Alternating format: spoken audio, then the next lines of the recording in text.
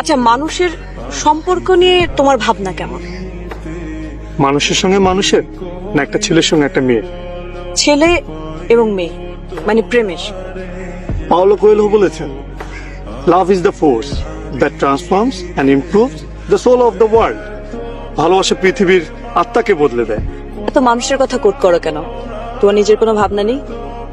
ভালোবাসার সব কথা মানুষ আগেই বলে ফেলছে, আমার নতুন করে আর বলার কিছু নেই। তাই এই কাজটাই তোমাকে দিব বলে ভাবলাম। কি কাজ?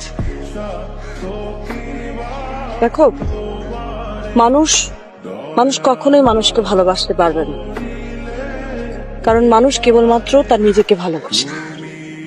তাহলে প্রেম ভালোবাসা কি মিথ্যে? আসলে it's an art for living. মানুষ কখনোই প্রেমে পড়ে না, প্রেমের ধারণাটাকে ভালোবাসে। সেজন্যই তো প্রেম নিয়ে এত গান, এত কবিতা। সাদামাটা লৌকিক প্রেম আমাকে টানে না। প্রেম হবে ছবির মতো, কবিতার মতো অলৌকিক।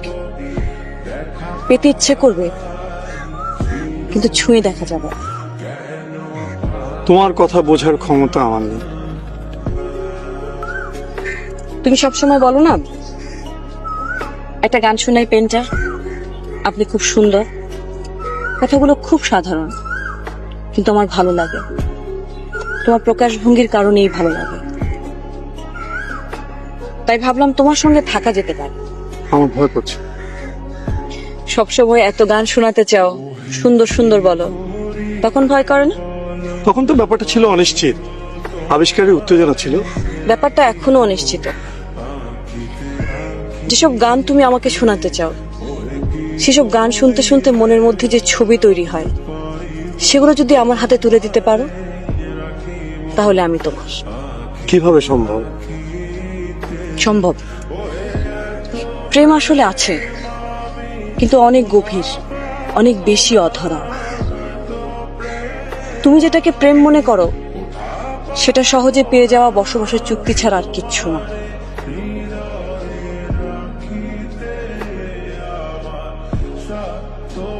বিতস্তা, আমি কি তোমাকে ভালোবাসি বলতে পারি? বলতে ইচ্ছে করলে বলো। তোমার সাথে কি আমার প্রেম? তোমার ভাবতে ভালো লাগলে ভাবো।